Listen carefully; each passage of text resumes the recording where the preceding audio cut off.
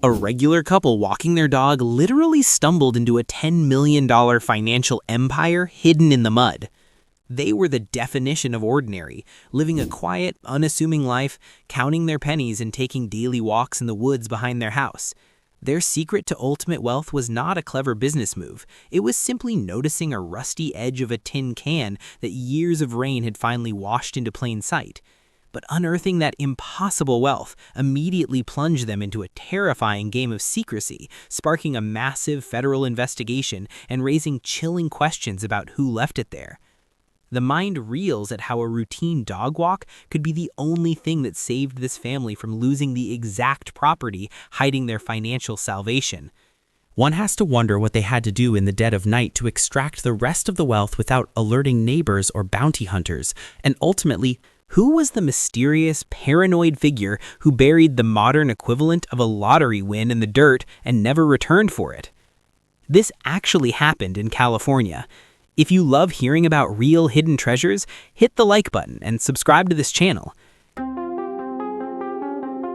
The story takes place in the heart of Northern California, right along the historic Sierra Nevada mountains. This area is famously known as Gold Country, a place where people historically lost their minds and their lives chasing the ultimate payout. John and Mary, the pseudonyms given to protect their identities, were not chasing anything. They were just trying to survive. Their net worth was tied up in a rural property that was slowly bleeding them dry with mounting debts. They were living a frugal existence, completely unaware that the solution to all their financial terror was resting quietly beneath the soil they owned. Every single day, they walked their dog along the exact same dirt trail on their property. They knew every rock, every twisted branch, and every uneven patch of ground. They had stepped on this specific patch of earth thousands of times over the years, completely blind to what was resting just inches below their boots. Now, to put this in perspective, the fact that they walked past it for years is exactly why I check the couch cushions every single day. Honestly, seeing how a casual stroll changed their entire lineage, my new retirement plan is officially just wandering aimlessly through the woods staring at the mud. But nature rarely hands out winning lottery tickets. Usually, the wilderness just gives you a hard time. The terrain in the Sierra Nevada is rugged and unforgiving, often hiding old mining debris, broken glass, and rusted iron that has zero value to anyone. Here is the funny part about interacting with nature. The only thing I have ever found in the woods is poison ivy and a deep regret for going outside. Yet for John and Mary, the erosion caused by recent heavy rains had quietly shifted the soil, changing the geography of their daily route just enough to expose a secret. It was a mild day in February 2013. Mary was the first to notice something out of the ordinary. Near an old, twisted tree that they affectionately called Saddle Ridge, a rusted piece of metal was barely protruding from the wet earth. It looked exactly like a discarded tin can, the kind of garbage left behind by careless hikers or old miners from a century ago. There was absolutely no glowing aura or cinematic light shining down on it. It was just an ugly, oxidized piece of trash interrupting their peaceful walk. John bent down and used a simple wooden stick to pry the rusty can loose from the gripping mud.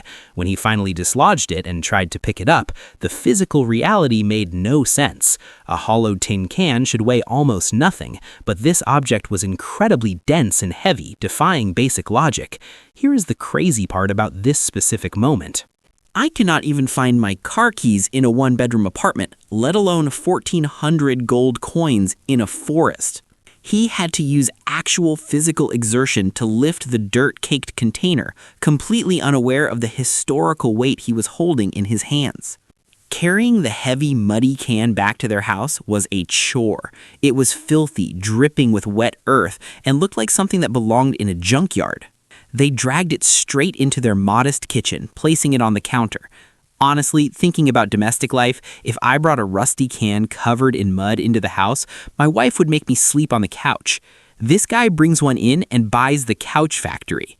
They stood there in their muddy hiking boots, looking at the dirty container, still believing they had just cleaned up some old scrap metal from their yard. When the rusty lid finally gave way and popped off, the room changed forever. Inside, there was no dirt, no rocks, and no old nails. Instead, the dull kitchen light reflected off the unmistakable dense yellow gleam of 19th century $20 gold pieces. These were double eagles, stacked neatly and preserved perfectly. The face value of the coins in that single can was substantial for the time they were minted, but the numismatic value, driven by their extreme rarity and pristine condition in the modern collectibles market, was about to shatter records. They were looking at millions of dollars in raw, historic purchasing power. This was not just a lucky find, this was a historic hoard. In the world of rare antiquities, a hoard represents a concentrated accumulation of wealth hidden away and forgotten by time. To explain the sheer absurdity of this situation, finding a hoard is like opening a junk drawer in your kitchen and realizing the paper clips are made of solid uranium. The sheer concentration of value in such a mundane, dirty container creates a complete cognitive short circuit. They were staring at a financial anomaly that experts spend their entire careers hunting for, sitting right next to their coffee maker. What they had uncovered was a personal reserve of sovereign wealth buried by someone who clearly did not trust the banking system of the 1800s. Instead of paper notes, the original owner trusted the cold, hard reality of precious metal in the silence of the earth. Now, looking at historical security methods, burying your money in the 1800s was the ultimate offline hard drive backup. Hackers could not get it, but roots could. The earth had held on to this deposit for over a century, acting as a natural vault until erosion finally forced a massive withdrawal. The historical significance of these coins immediately activated the concept of gold rush provenance. Provenance is the documented history of an item, and these coins were minted during one of the most chaotic and wealth-driven periods in American history. Finding them in gold country meant they were likely tied to the massive fortunes pulled directly from the California rivers and mountains. This was not inherited wealth. This was raw frontier capital that had been converted into pristine minted coins and then deliberately hidden from the world for reasons that were entirely unknown. The psychological impact of seeing that much gold on your kitchen table is staggering. For a couple worried about paying off their rural property, the contrast was violently sharp. They had gone from calculating grocery budgets to holding literal treasure. Honestly, relating to that level of sudden fortune, I found $5 in an old winter coat once and felt like the Wolf of Wall Street for a whole afternoon. John and Mary were experiencing that feeling multiplied by 1,000,000, holding pieces of history that could instantly erase every financial worry they had ever known. As the reality of their newly discovered net worth began to sink in, the initial joy quickly transformed into something much more complex. The urge to drop everything and walk away from their regular lives must have been overwhelming. To put myself in their muddy boots for a second, I would have called my boss from the middle of the woods. "Hey Dave, yeah, I am not coming in tomorrow. Or ever. I am a dirt billionaire now." But John and Mary did not have the luxury of bragging. The gold on the table was a massive liability, and they were entirely alone in an isolated house. As the sun began to set over the Sierra Nevada, the adrenaline started to wear off, replaced by a creeping cold paranoia. They looked at the single rusty can, then looked out the window toward the trail, specifically at the twisted tree they called Saddle Ridge. If one can held this much wealth, it was mathematically impossible to ignore the terrifying question hanging in the quiet evening air. They grabbed their flashlights, plastic garbage bags, and a cheap metal detector, knowing they had to go back into the dark woods before anyone else realized what the earth was hiding. The transition from the kitchen back to the woods was driven by pure, unadulterated adrenaline. The night had fallen completely over the Sierra Nevada mountains, covering their rural property in a thick layer of darkness. John and Mary, armed with nothing but a few heavy-duty plastic garbage bags, a cheap secondhand metal detector, and the exact same piece of wood they used earlier, walked back down the trail. The absurdity of their excavation equipment was palpable. They were not archaeologists or professional miners. To explain the sheer inadequacy of their tools, using a stick to dig up millions is like using a butter knife to defuse a nuclear bomb. Insanely low tech for a high-stakes job. Yet that simple piece of wood was about to change their entire financial destiny. Honestly, looking at their setup, a stick? He used a wooden stick to dig out financial freedom. I need to buy better sticks. They reached the old twisted tree they called Saddle Ridge. The ground was still wet and muddy from the recent winter storms, making the air cold and heavy. John turned on the cheap metal detector, sweeping it over the area where the first rusted container had emerged. The machine immediately screamed with a solid, undeniable signal. They dropped to their knees in the cold mud and began clawing at the earth. The family dog, totally unaware of the historical event taking place, wandered around the dark woods, sniffing the roots. To put the dog's role into perspective, the real hero here is the dog who needed to pee at that exact specific location. Without that daily routine, the earth would have kept its golden secret for another 100 years. As they dug deeper into the cold California soil, they struck metal again. It was another rusted can, heavier than the first, then another and another. They were pulling history straight out of the ground. This was not a random dropped coin. This was a deliberate, calculated deposit made by someone who wanted it hidden forever. A hoard is not a bank account. It is a financial time capsule waiting for erosion to act as the ultimate locksmith. The original owner had trusted the geology of the mountain more than any steel vault in the city. The sheer volume of the discovery was staggering, and the muddy bags were becoming too heavy to lift. Over the course of several agonizing hours in the freezing dark, they unearthed a total of 8 severely degraded metal cans. Some of them were so destroyed by a century of rust that the gold coins were spilling directly into the dirt. They carefully gathered every single piece, filling their plastic bags with what would eventually be counted as 1,400 pristine gold pieces. The physical exertion of hauling that much solid gold back up the trail to their modest house was immense. They were exhausted, covered in freezing mud, and carrying a fortune that belonged in a national museum, not a rural kitchen. As they sat at their tables, staring at the mountain of gold, the silence of the isolated property felt heavy. The immediate thrill began to curdle into a profound, haunting mystery. They had to ask themselves, who was the mysterious, paranoid figure who buried the modern equivalent of a lottery win in the dirt and never returned for it? Why would someone stash thousands of dollars in cheap tin cans scattered around a tree instead of using a secure bank in San Francisco? The terrifying implication was that the original owner likely met a very sudden, tragic end, taking the secret map of this enormous wealth to the grave, leaving John and Mary to deal with the ghosts of the past. The psychological toll of finding extreme wealth in the middle of the night is rarely discussed. People assume it is purely a moment of celebration and joy. In reality, it triggers a severe and immediate mental crisis known to financial experts as sudden wealth syndrome. This condition describes the intense paranoia, isolation, and stress that hits individuals who acquire massive fortunes overnight. To describe how terrifying this actually feels, sudden wealth syndrome hits you like a freight train of anxiety. Suddenly, every squirrel in the yard looks like a potential thief. The isolated nature of their property, which once brought them peace, now felt like a massive security vulnerability. They had absolutely no access to private banking services at 2 in the morning in the middle of a forest.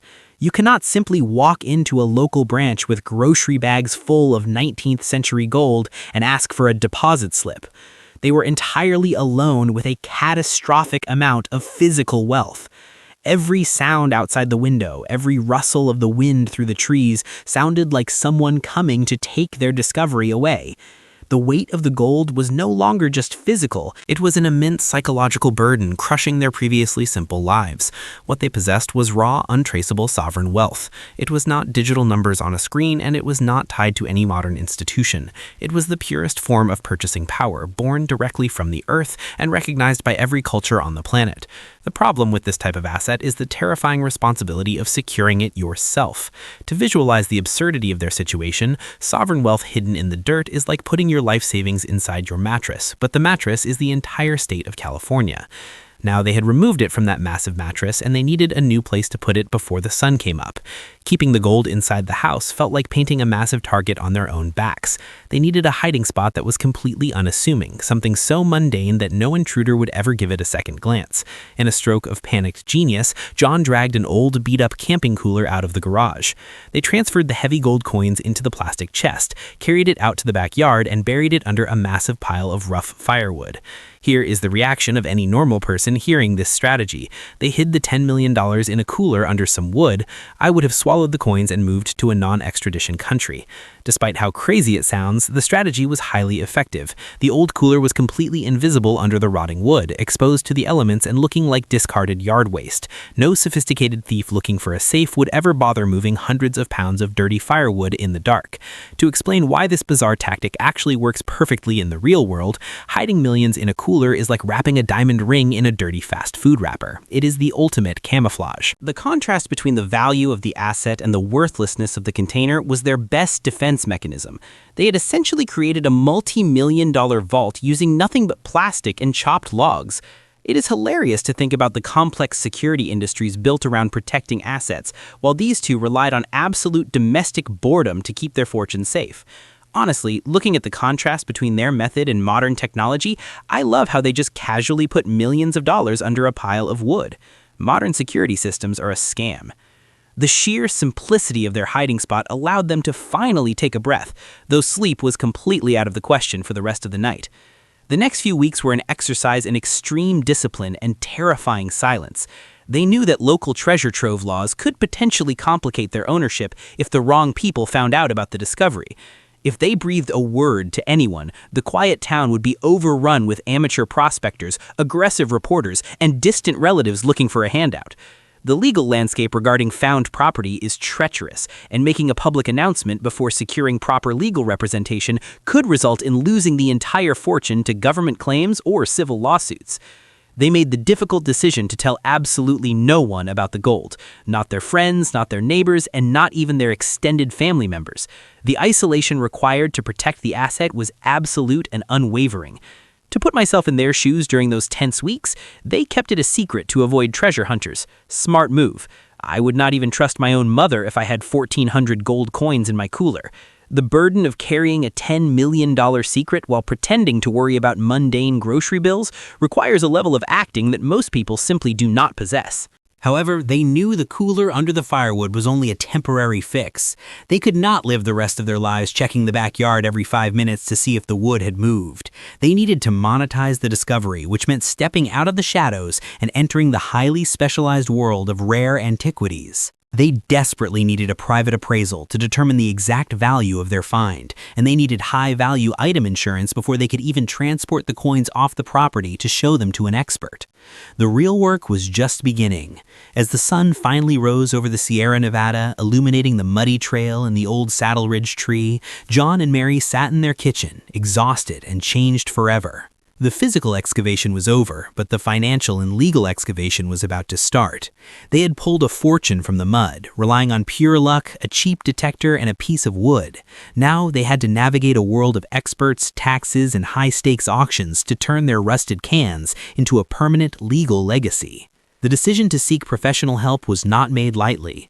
John and Mary knew they were entirely out of their depth with the massive pile of gold sitting in a plastic cooler under the firewood. It was safe from casual thieves, but it was absolutely useless to them in its raw, dirty state. To turn those heavy metal discs into actual financial security, they needed to enter the highly specialized, incredibly quiet world of high-end numismatics. They contacted Kagan's, a highly respected firm in California that specializes in rare and historical coins. The process of moving the heavy gold from a backyard woodpile to a secure evaluation facility was nerve-wracking, requiring extreme secrecy and a massive leap of faith in the experts.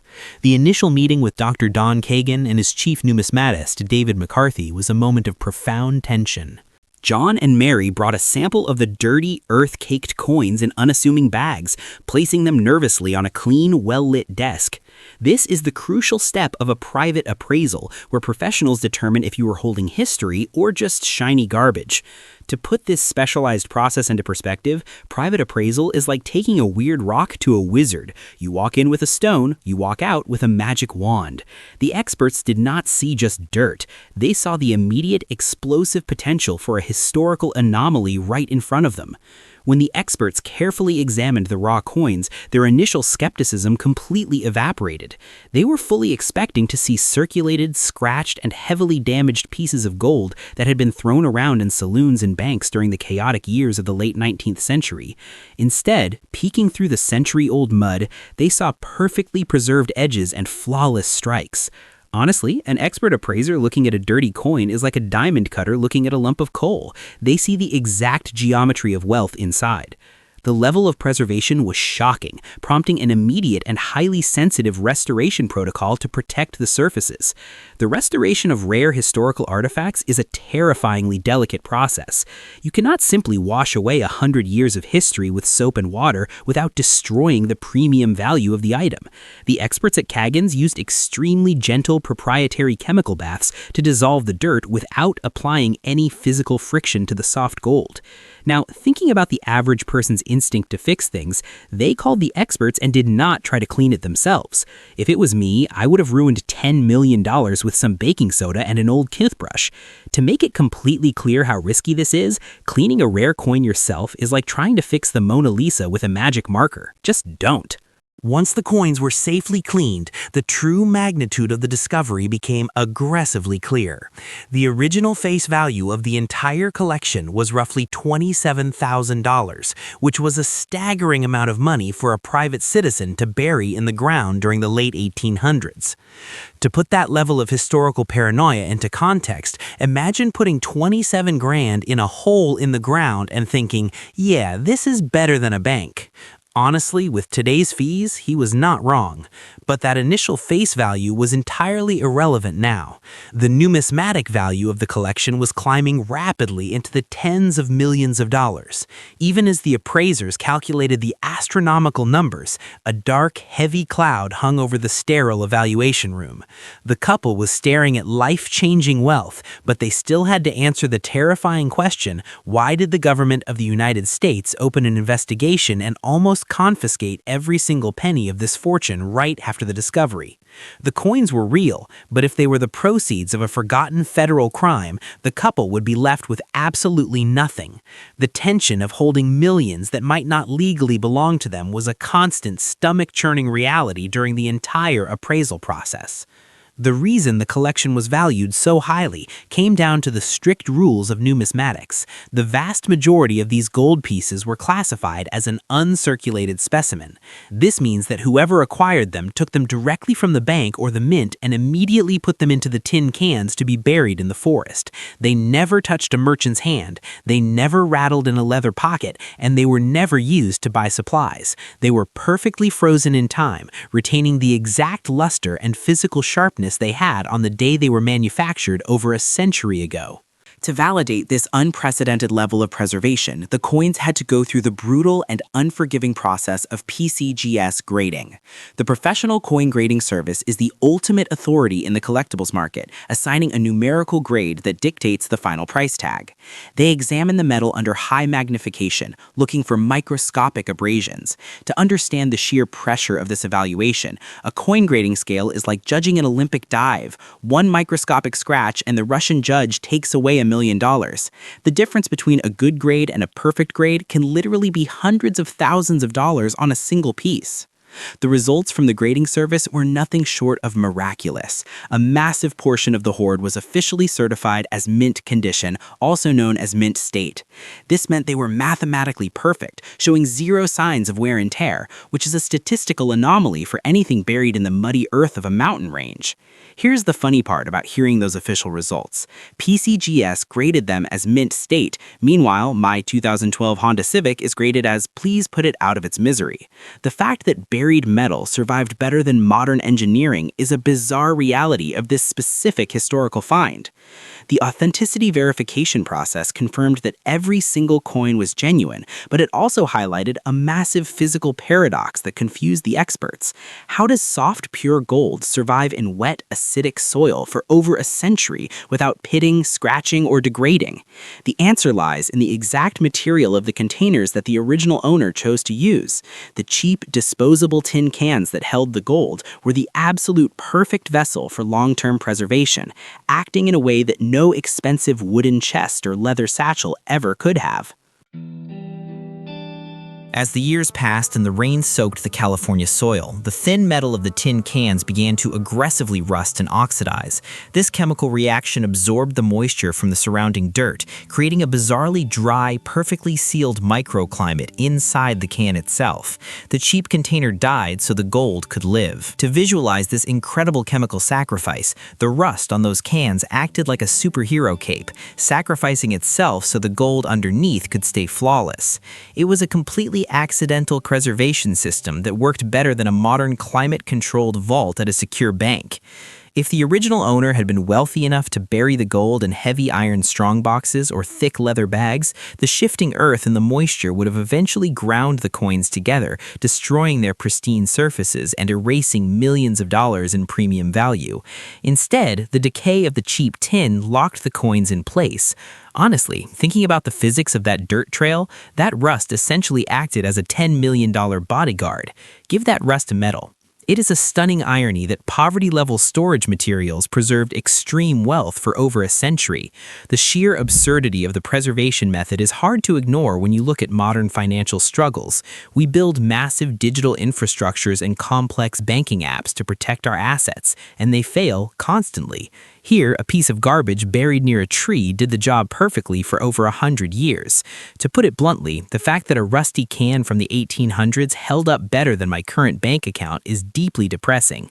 The earth provided a better return on investment and superior security than any modern institution ever could have offered. With the evaluation complete, the cleaning finished, and the mint condition grades officially certified by the experts, the Saddle Ridge Hoard was officially recognized as the greatest buried treasure ever found in the United States. John and Mary had successfully navigated the physical extraction from the muddy trail and the highly technical private appraisal process without making any catastrophic mistakes. They finally knew exactly what the raw gold was worth on the open market. However, knowing the numerical value and legally securing the right to sell the money are two entirely different and terrifying battles. As the initial rumors of the massive discovery inevitably began to leak from the secure vaults to the historical authorities, the ghosts of the old California gold rush and the very real agents of the modern federal government were preparing to knock on their door, threatening to take every single piece away. The euphoria of holding certified, pristine 19th century gold inside a secure appraisal vault is a very short-lived emotion. Once the technical grading was completed and the astronomical numbers were printed on official documents, a new, much darker reality set in for John and Mary. The absolute truth about unearthing historical wealth in the United States is that finding it does not automatically mean you get to keep it. The legal framework surrounding buried assets is incredibly complex and aggressively unforgiving, relying heavily on outdated and confusing treasure trove laws. To explain how chaotic this legal framework actually is, treasure trove laws are like the rules of Monopoly. Nobody understands them until someone lands on Park Place and everyone starts screaming. They were standing on the most expensive piece of real estate in the numismatic world, and the game was about to get ruthless. To protect themselves from immediate chaos, the couple and the appraisal firm locked down all information behind strict legal barriers.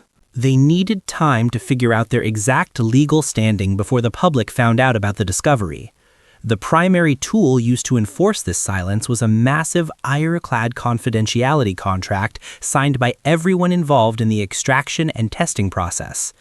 Now, to put this intense level of secrecy into perspective, a non-disclosure agreement in treasure hunting is a legal muzzle. It stops your mouth from ruining your bank account. If even a single rumor leaked out confirming their exact location, their quiet rural property would be swarmed by thousands of amateur prospectors and media vans, creating a physical security nightmare that no normal family could handle. However, secrets of this magnitude inevitably attract the attention of the ultimate authority. It did not take long for the United States government, specifically the Treasury Department and the Secret Service, to catch wind of a massive, undocumented hoard of gold double eagle coins suddenly appearing in California. If these coins were the proceeds of a historical federal crime, the couple would lose everything instantly, facing a brutal legal battle against a government that has endless resources. Honestly, observing the typical bureaucratic reaction to sudden wealth, the government investigating to see if the gold was stolen so they could take it. Typical. Oh, you found millions? Let me check if that is mine. The couple was paralyzed by the thought that their life-changing discovery might just be confiscated evidence. The specific threat that terrified the experts and the couple was a famous unsolved crime that perfectly matched the timeline and the location of their discovery. In 1901, the United States Mint in San Francisco was robbed of exactly $30,000 in gold coins, a sum that closely mirrored the $27,000 face value of the Saddle Ridge Hoard. Suddenly, historians and federal agents were circling the discovery, theorizing that the couple had just unearthed the legendary missing loot. Looking at the psychological warfare of this situation, the 1901 mint robbery theory was like a ghost story told to scare the new money out of the lucky couple. They had to prove their innocence against a crime committed over a century ago, or watch their entire fortune vanish into a federal evidence locker. This intense federal scrutiny forces us to look back at the core mystery of the entire story. Who exactly was the mysterious paranoid figure who buried the modern equivalent of a lottery win in the dirt and never returned for it? If he was a thief, John and Mary were holding stolen federal property. If he was just a crazy, distrustful miner who hated banks, they were holding a legitimate, unclaimed fortune. The thought of that original owner toiling away to bury his wealth, only to have a random couple and the government fighting over it a century later, is deeply ironic. Thinking about the sheer frustration of that historical figure, the guy who buried this in 1880 is currently screaming in the afterlife. The tension of not knowing the true origin of the gold was eating away at the couple's sanity. The next few weeks were a grueling period of waiting for the official federal ruling. The entire evaluation process was halted while government experts analyzed the data provided by the grading service. Every single coin was scrutinized to see if it matched the specific production runs that were stolen from the San Francisco vault. To describe the intense anxiety hanging over the rural house during this period, the federal theft investigation was a legal sword of Damocles hanging over their heads. One wrong date and the gold goes to Uncle Sam. They were trapped in a state of financial purgatory, holding tens of millions of dollars in physical assets that they were legally forbidden to sell, insure properly, or even claim as their own property. The salvation of the Saddle Ridge Hoard ultimately came down to the exact science of provenance and chronological data. The experts at the appraisal firm worked alongside historians to cross-reference the dates on the 1,400 coins. If the hoard was the result of the 1901 mint robbery, the coins would all be sequential, brand new strikes from that specific year and location. However, the data proved that the coins were a completely random assortment of dates ranging from 1847 to 1894. They were deposited into the cans over several decades, proving this was a slow, methodical savings account built by a private citizen, not a sudden violent heist. The government officially cleared the hoard, dropping the investigation and granting John and Mary full legal ownership. The relief of beating the federal theft investigation was immense, but it was immediately replaced by the harsh reality of modern taxation. Beating the Secret Service just meant they now had to face an even more relentless and powerful enemy. The Internal Revenue Service does not care if you found the money in a rusty can, won it in a lottery, or earned it in a factory. They demand their portion of the windfall immediately upon discovery. Honestly, picturing the tax agents salivating over the appraisal documents, the IRS watching this video like, ah yes, our gold coins found in our dirt. Pay up, peasants. The couple quickly realized that finding a $10 million treasure actually means you are finding a $5 million tax bill disguised as historical gold. The specific mechanism that destroys sudden wealth is the capital gains tax, combined with the fact that the government treats discovered treasure as ordinary income in the year it is found. Because the hoard was valued so high, John and Mary were instantly shoved into the absolute maximum tax bracket, facing federal and state taxes that would consume nearly 47% of their total discovery. To explain how aggressive and unavoidable this specific tax really is, capital gains tax is that uncle who shows up to the family barbecue empty-handed but leaves with the biggest piece of steak. They had to mentally slice their incredible fortune completely in half before they had even sold a single piece of gold to the public. Despite the crushing tax reality, the sheer value of the individual pieces inside the collection guaranteed they would still be multimillionaires. The absolute crown jewel of the entire hoard was a single, flawless double eagle minted in 1866 in San Francisco. What made this specific coin a legendary anomaly was that it lacked the motto, "In God We Trust," on the back, a transitional error during the post-Civil War era. To visualize why collectors lose their minds over this type of manufacturing mistake, the no motto 1866 coin is the rare misprint of the historical world, like a stamp with a plane printed upside down. That single, tiny omission of text pushed the value of this one specific coin into the stratosphere, separating it from the rest of the impressive collection. The valuation for that single error coin was officially set at $1 million. Just holding that one piece of metal could buy a mansion, a fleet of luxury cars, or secure a comfortable retirement for generations. The sheer absurdity of the valuation based on a missing religious phrase is the ultimate irony of the collectibles market. Here is the crazy part about the exact details of that specific appraisal. Imagine selling an 1866 coin without the word God on it for $1 million. God was definitely looking the other way. This was the exact type of high-profile, record-breaking asset that auction houses dream of handling, and John and Mary had found it sitting in the dirt next to a tree trunk. With the legal battles won and the evaluations finalized, the story of the hoard began to focus back on the physical location of the discovery. Local legends in the Sierra Nevada area suddenly started to make chilling sense. Historical records and local lore spoke of an eccentric, reclusive man who lived on that exact property in the late 1800s. Neighbors from over a century ago reported that the old man would sit in his rocking chair on the porch for hours, staring obsessively at one specific spot in the dense forest. The exact spot he was burning holes into with his eyes was Saddle Ridge, the precise location where the 8 rusty cans were pulled from the earth. The realization that they had essentially dug up the life savings of a paranoid, forgotten pioneer added a heavy emotional layer to the newfound wealth. The old man had spent decades burying his fortune, terrified of banks, only to pass away before he could ever use it, leaving it to be found by a couple walking a dog over a century later. Thinking about the profound tragedy of the original owner's life, I bet the ghost of the guy who buried it is haunting that tree, just crying in ghostly silence. They were profiting from a tragedy, but the laws of the universe dictated that the Earth had finally decided to release the funds to a new generation. John and Mary had survived the initial shock, the terrifying midnight excavation, the grueling appraisal process, and a massive federal investigation.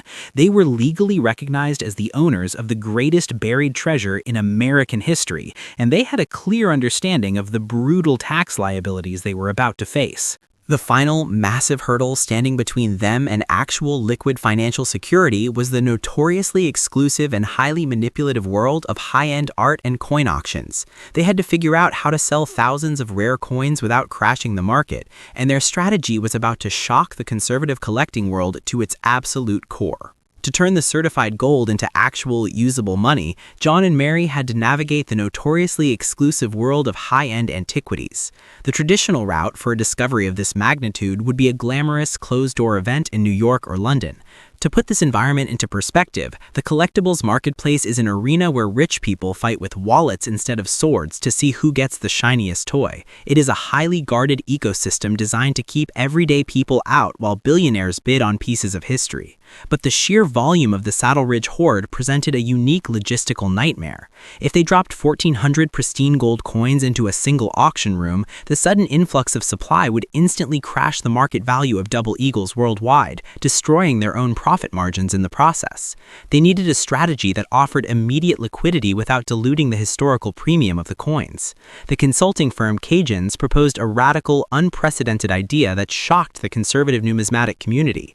Instead of relying solely on wealthy elites holding numbered paddles, they decided to democratize the sale. They partnered with the largest retail platform on the planet, choosing to list the majority of the historical artifacts directly on Amazon. This was the first time a major, historically significant treasure was made available for purchase by the general public online, right next to discounted electronics and bulk paper towels. The contrast of selling 19th century gold on a modern e-commerce site was aggressively jarring. It completely bypassed the traditional gatekeepers of wealth and allowed anyone with a credit card to own a piece of the greatest buried treasure in American history. To visualize just how absurd this business strategy actually looked to traditional auctioneers, selling rare gold on Amazon is like putting a Michelin star meal in a vending machine. It is weird, but highly accessible. The decision was a massive success, generating instant global headlines and driving frantic online sales from casual history buffs and serious investors alike. Of course, the sheer novelty of clicking a button to add a historic gold coin to your digital cart brought out the absolute best of internet humor. The logistics of moving that much certified precious metal through a standard retail interface is hilarious to think about. Honestly, looking at the absurdity of buying treasure online, they sold it on Amazon? What was the shipping fee on $10 million of literal gold? Do I get free shipping with Prime? Despite the jokes, the strategy worked flawlessly, providing the couple with the massive influx of cash they desperately needed while carefully controlling the release of the coins to maintain their high appraisal values. As the money finally began to clear into their accounts, the resolution of the greatest mystery surrounding the hoard came into sharp focus. Who exactly was the mysterious, paranoid figure who buried the modern equivalent of a lottery win in the dirt and never returned for it? Local historical records painted a tragic picture of an eccentric, reclusive miner who lived on that exact plot of land during the late 1800s. He was known to violently distrust the banking system, choosing instead to systematically bury his profits around a distinct tree near his cabin. He would sit in his rocking chair for hours, guarding the spot with his eyes until he suddenly passed away, taking the map of his hidden wealth to the grave. The old miner's extreme paranoia ultimately proved the timeless durability of his chosen asset class. Paper money from the 1800s is largely worthless today, eaten by inflation or physically destroyed by the elements. But the precious metal he buried survived decades of rain, snow, and shifting dirt without losing a single fraction of its purchasing power. To explain why this specific element has driven humanity crazy for centuries, the intrinsic value of gold is the ultimate financial safety net. When paper money burns, gold just gets warm. His absolute refusal to trust modern institutions accidentally preserved a fortune for a couple he would never meet. The timing of this entire discovery is what elevates the story from a simple lucky break to a miraculous intervention. To fully resolve the question of how a routine dog walk saved this family from absolute ruin, we have to look at their financial reality before they found the first rusty can. John and Mary were drowning in mounting debts. They were literally weeks away from facing foreclosure and being permanently evicted from the very property they had called home for years. Their daily walk was not just for exercise, it was a way to escape the crushing anxiety of losing everything they owned to the bank. The dark irony of their situation is almost too perfectly written to be real. They were pacing back and forth over a $10 million vault, agonizing over how to pay a mortgage that was a tiny fraction of what was buried right beneath their worn-out hiking boots. Thinking about the sheer cinematic timing of the discovery, they were about to lose the house to debts. The house was literally sitting on the cure for their debts. The universe loves dramatic timing. If the rain had not washed away that specific layer of topsoil, or if the dog had not stopped at that exact tree, the bank would have foreclosed on a property secretly holding the greatest gold hoard in American history. The financial relief they experienced when the first sales went through is impossible to quantify. They did not have to sell the entire collection to secure their freedom. The numismatic certification of the rarest pieces meant they only needed to liquidate a small handful of coins to completely erase their debts and secure their property forever. The fact that a piece of metal the size of a $50 could instantly solve a lifetime of financial terror is mind-bending. Honestly, relating to that specific level of leverage, a single coin paid for their entire retirement. I am over here clipping coupons for 50 cents off peanut butter. Even with the massive influx of cash, they still had to face the brutal reality of the government taking its share. As we established during the appraisal process, the sudden windfall pushed them into the highest possible tax brackets, turning a huge portion of the gold directly over to federal and state agencies. The pain of losing nearly half of your miracle to bureaucracy is a universal frustration. Reacting to the sheer size of the government's cut, capital gains tax took 47%. The government is the ultimate silent partner in your life. But even after the brutal taxes were paid in full, they were left with millions of dollars in clean, legally cleared funds. Unlike many lottery winners who destroy their lives with sudden wealth, John and Mary opted for aggressive and intelligent wealth management. They did not buy a fleet of luxury sports cars or massive mansions. Instead, they quietly paid off their farm, secured their retirement accounts, and chose to use a significant portion of the money to fund a charitable donation to local arts and community groups in their area.